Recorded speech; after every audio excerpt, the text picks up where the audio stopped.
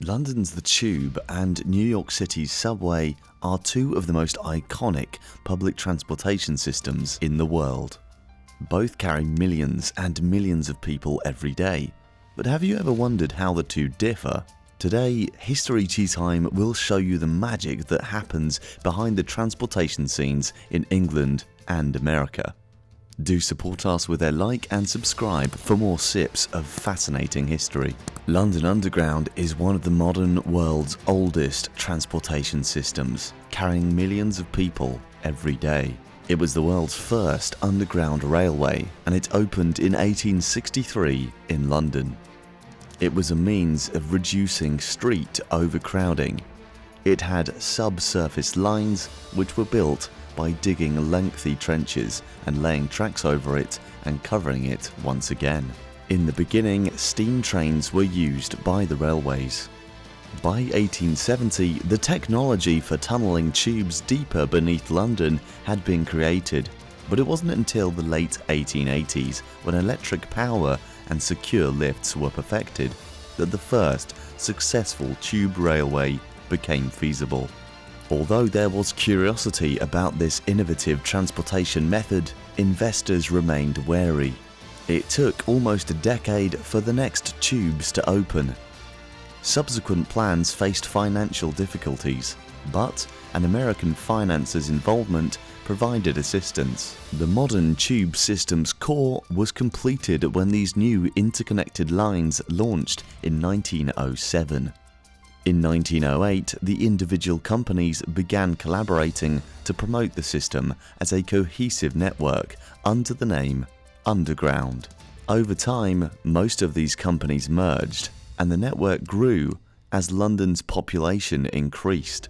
By 1933, all forms of public transportation in London, including buses, trams, trolleybuses, and underground railways, were nationalised, allowing for full coordination of services.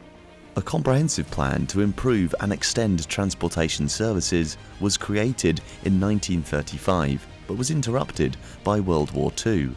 Some of these initiatives were resumed in the challenging economic climate that followed the war, while others were not.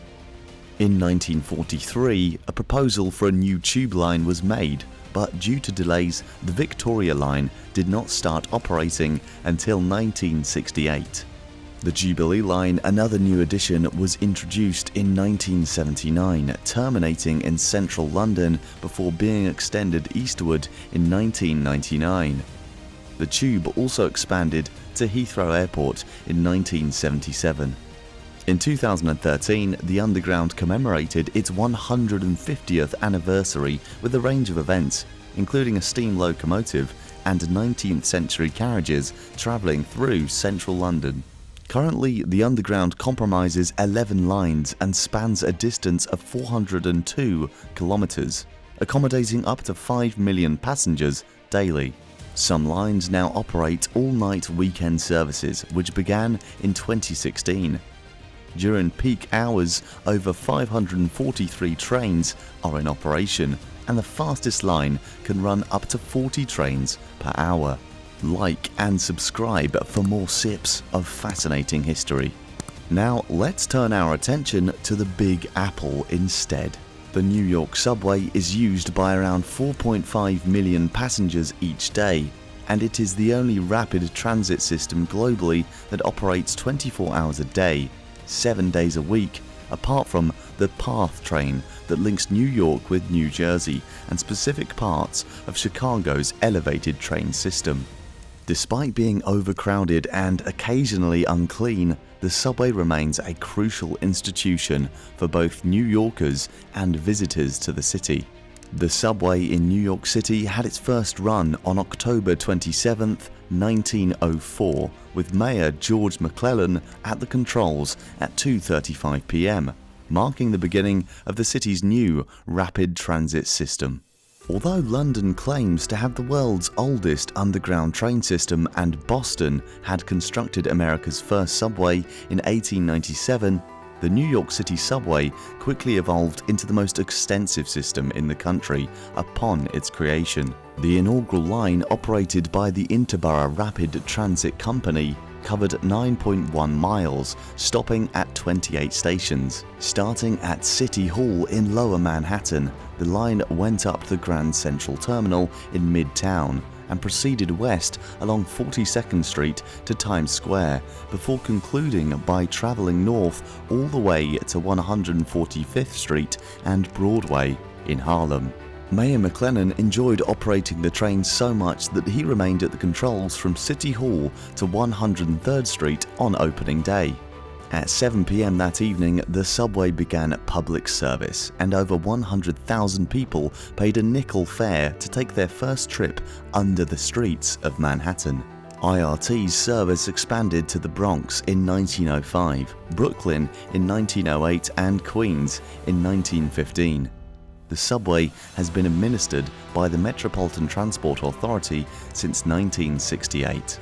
Today, the system includes 26 lines and 472 operational stations, with the longest route being the 8th Avenue A express train, which runs for over from the northernmost point of Manhattan to the far southeast corner of Queens. Comparing London to New York City, the geology of the two cities differs, as London is situated on easily tunneled river stilts, whereas Manhattan, at least, is built on a very hard type of stone. Hence, the tube system in London runs deep underground, while the NYC subway is usually just below the surface. Consequently, in NYC, one fare will take you anywhere, whereas in London, fares are based on zones, requiring a turnstile pass upon entering and exiting. While London shuts down at night, NYC operates 24/7. The distance between stations in London is greater than that found in NYC. The New York subway is designed as a grid system, with trains running both north-south and east-west, while the London Tube is designed as a radial system, with trains running outward from the centre of the city. The London Tube runs more frequently than the New York subway, with trains arriving every 2 to 3 minutes during peak hours, while the New York subway has longer wait times between trains. The tube and subway systems also differ in their payment structures, with London charging based on distance and New York having a flat fare. Both seem to have integrated with contactless payment methods like Apple Pay and Google Pay after COVID, which is very convenient for international travellers. Navigation-wise, New York has confusing train lines and stations with multiple entrances and exits that can be difficult to navigate. However, once mastered, the system can be useful for skipping unnecessary stops. Some larger stations have centralized areas for changing platforms, but most require crossing roads to reach the correct platform. In contrast, London's Underground is easier to navigate and has cleaner stations. London's staff is also reported to be nicer, while New York subway is staffed 24/7 by a bunch of grumpy New Yorkers. In terms of levels of passenger comfort, the two systems look a little different as well. London's subway systems are smaller, which means that taller people may have to hunch, and the seats are made of a material that can be germ-magnetic in nature. The subway trains in New York are much larger and have plastic seats, which are more comfortable and easy to clean.